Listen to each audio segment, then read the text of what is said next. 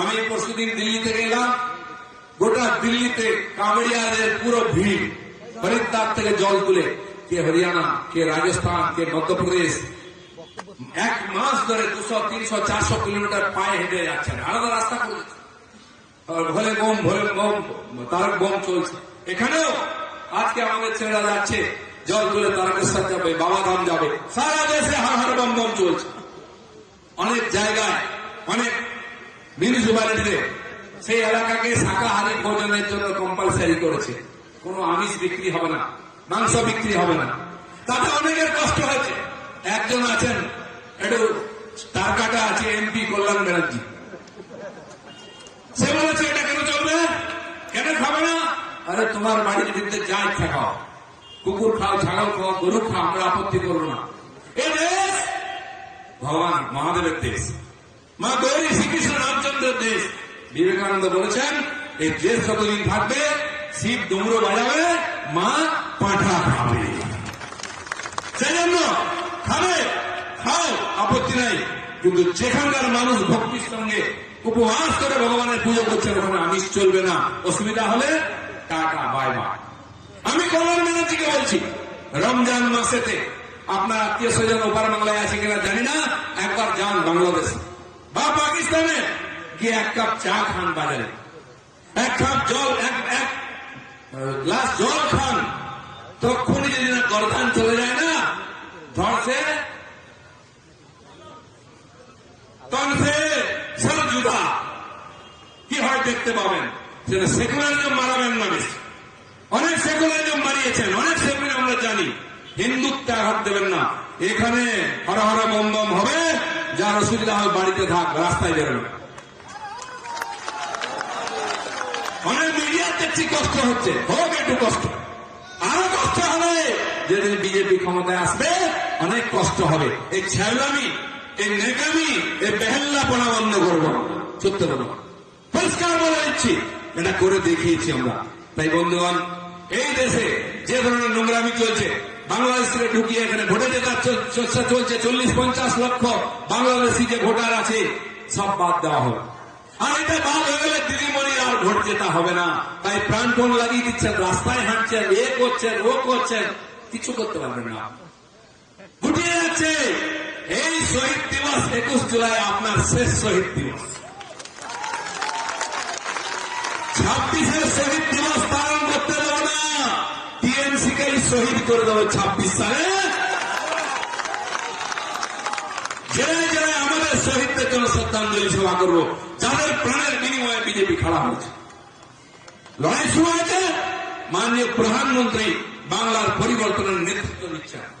বিশ্ববরেণ্য নেতা মমতা ব্যানার্জি তাকে আবার চ্যালেঞ্জ করেন, কোথায় সাইকেল, কোথায় মাইকেল,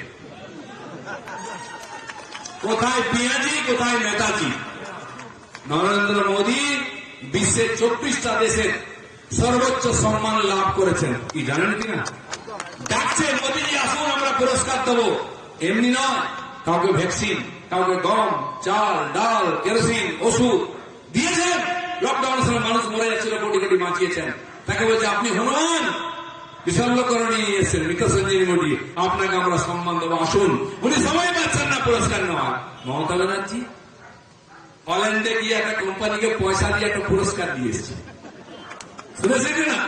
দুটো সাহেবকে ভাড়া করে নিয়ে একটা পুরস্কার। কি পুরস্কার, কাকে দিল, কেন দিল, হবে না। আরে আপনি তুলসী গাছে যত জল ঢালুন, সে বট গাছ হবে না।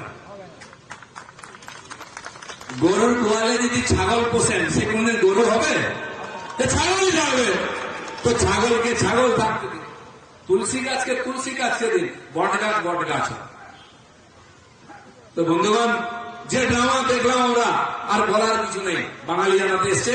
আমি বলে দিচ্ছি আরেকবার, আমার মা বোনেরা আছেন, আপনাদের বাড়িতে মহিলারা আছেন, 1000 টাকার জন্য লাইন লাগান, লক্ষ্মীর ভান্ডার। বারাসাত জেলার একটা ঘটনা এসছে, এক মাসে 500 মহিলা গায়েব হয়ে গেছে। গৃহবধূ বলছে পরকিয়া করে চলে গেছে। পরকিয়া করলে তো কারো বাড়িতে যাও, সেই 500 মহিলার কোনো খবর নেই। তাহলে সারা পশ্চিমবাংলায় কত হাজার মহিলা গায়েব হয়ে যাচ্ছে। 60 থেকে 70 বছরের কোন মহিলা সুরক্ষিত হন। বাড়ি থেকে বেরোলে ফিরবে কোনো গ্যারান্টি নাই। মেয়ে স্কুল গেলে কখন ফিরবে চিন্তায় থাকে, মেয়ে টিউশন গেলে কখন ফিরবে চিন্তায় থাকে। সন্ধ্যাবেলায় মায়েরা বোনেরা বাজারে গেলে না ফেরা পর্যন্ত বারবার ফোন করি। এই জন্য কি টিএমসি কে ভোট দিয়েছিল? টেনশন লাগবো বলে করে খাচ্ছি, তাতেও ভাগ কাটবে দাও, এখানে কেন ওখানে কেন সেখানে কেন, লুটের রাজত্ব চলছে। আর তারপরে বাংলাদেশদের ঢুকিয়ে কেন্দ্র সরকারের সমস্ত যোজনার লাভ তাদের দেওয়া হচ্ছে। বাড়ি ঘর টোটল লোন শৌচালয় সব নিয়ে নিচ্ছে বাংলাদেশের মুসলমানরা, আর যেখানে সেখানে ধুপড়ি করে রাস্তায় বসে যাচ্ছে।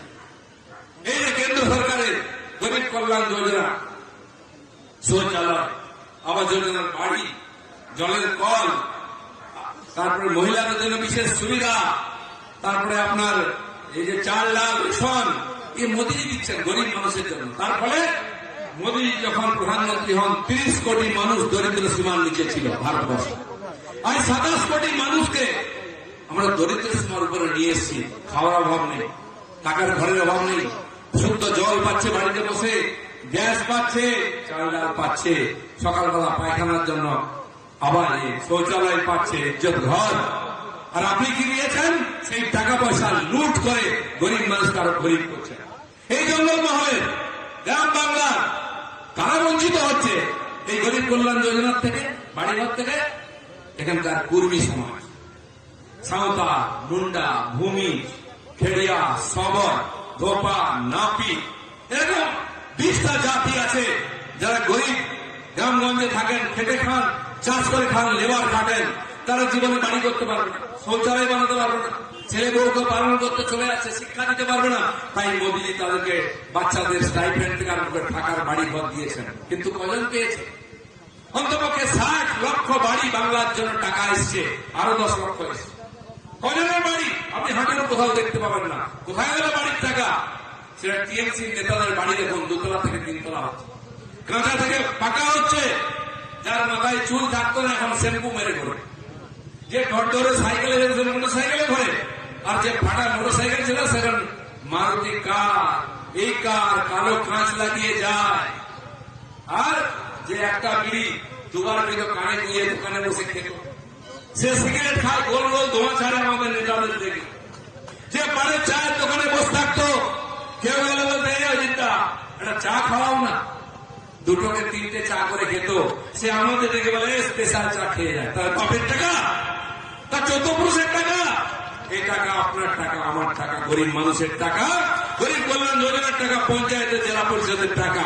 গলা টিপে বার করে নিয়ে আসবো,